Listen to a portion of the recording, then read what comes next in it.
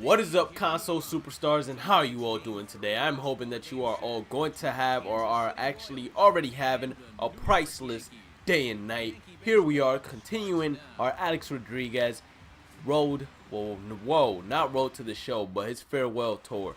Don't know why I mixed it up right there. Luis Severino is 5-0 this season, the complete opposite of what he's doing in the majors right now, and we're 2 for 9 with 2 dingers. So let's try to get some base hits here to even it out, because we can't just be a dinger hitting Alex Rodriguez. We have 705 and are 9 away from actually reaching Babe Ruth's record, and we hit a single right there. Could be a double if it ends up passing him, and it did not end up passing him, so it is just a single.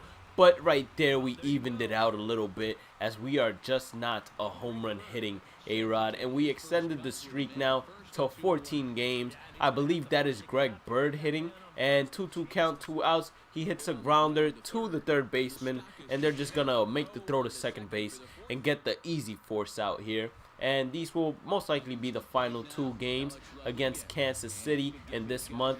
And look how beautiful the sky looks right now, guys. It looks absolutely amazing in my opinion. We get a change up there, too early of a swing, and you guys can see how basically small the zone became when I swung at that pitch. We swing at a 4-seamer. If we would have kept the zone just in the middle, we would have been able to do some crazy damage. I'm finding better results swinging with X in terms of power than actually swinging with square, which I find to be pretty weird.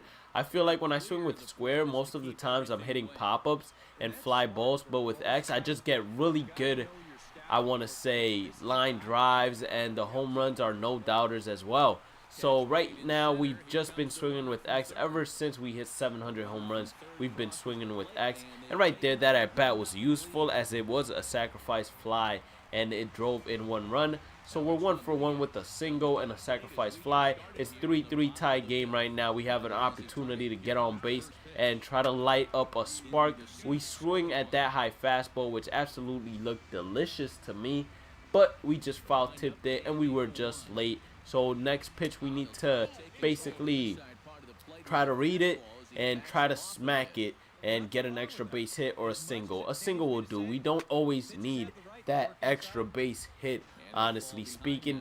And we get another fastball a little bit inside this time, and we were just late on it. The pitch comes, and he manages to strike us out here. So we haven't been striking out a lot in Alex Rodriguez, and I don't think the difficulty has been even impacting our strikeout rate, which I find to be pretty good. This guy throws 2 forms of a fastball. He throws a 4-seamer and a cutter, which I count as a fastball in a way, because it is most likely over the 90s and it doesn't have that much movement, I want to say. So we're down 0-1. The next pitch comes. It's another 4-seamer. So this guy's just giving us the hard stuff, and we swung just late there, which is horrible. We need to manage to hit the ball. We need to work on pitch recognition for right now. The pitch comes, and that's a curveball that honestly looked like it was not going to be anywhere near the zone, but it just ended up being on the strike zone, and the umpire forgave us for that one pitch. But will he forgive us for another pitch? I did not think so, and that's why I swung at that. And Salvador Perez is right there to make the first out of this inning. And with that, the first game is over. So without further ado, time for game number 2. Time for game number 2, guys. And so far, it's been an excellent season for the Yankees. When was the last time you've seen the Yankees go 26-7? When was the last time? You probably can't even remember it, and you'll probably most likely end up looking it up. We get a Vulcan changeup right there. We are entering play with 705 home runs. We are 9 away from tying Babe Ruth, and that is amazing. 9 away from tying Babe Ruth. We are not even in double digits. We're now in single digits, and we're trying to just hit the ball. That was a curveball, which we swung just way too late. So if we swung so late at a curveball, just imagine what a fastball would be like. And let's just try to be on top of this ball. That was another curveball that just caught us right there. If we would have moved the zone down, then we most likely would have had a shot at least even touching the ball. But unfortunately, it did not go in our favor. Right now it's 1-1.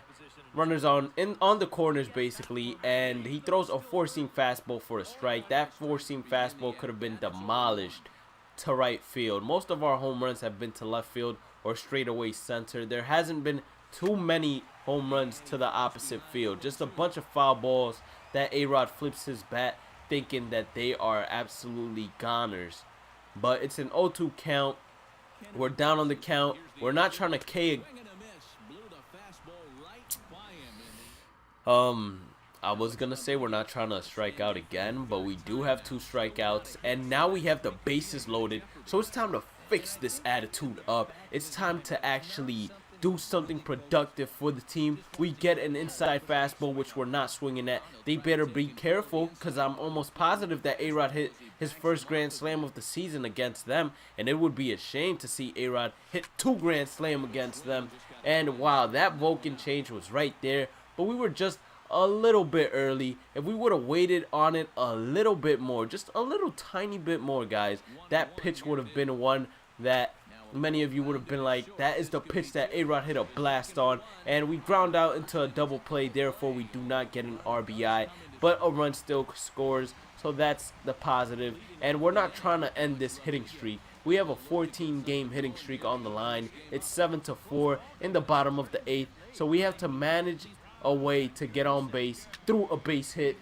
We got a four-seamer right down the middle, and we swung late. Unfortunately, we also dipped down the zone. So we just need to be smart and take a good hack at a pitch, one inside the strike zone, and just try to rip it down the line, or try to go Oppo Taco for once in our season and try to just basically get on base. That's the objective right now. We're not even going for a home run or anything like that. We're just trying to get on base. We hit a line drive down the line, but it is just a foul ball. We were way too early on that changeup. It was a pretty close changeup as well, I will admit that. And the pitch comes, and he thought he was going to get us with that high four-seamer. Hey, you would have thought, man. We don't fall for those type of pitches. We refuse to fall for those type of pitches. Oh, did we go? No, we did not. Come on.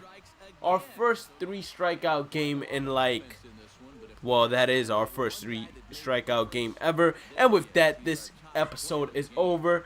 So if you guys liked the episode, make sure you guys thumbs it up. If you haven't joined the Console Superstars already, make sure you guys do by hitting that subscribe button. And as always, guys, I want you all to have a great day and night. Stay positive, keep on grinding, and I'll catch you all in the next one. Peace out, Console Superstars.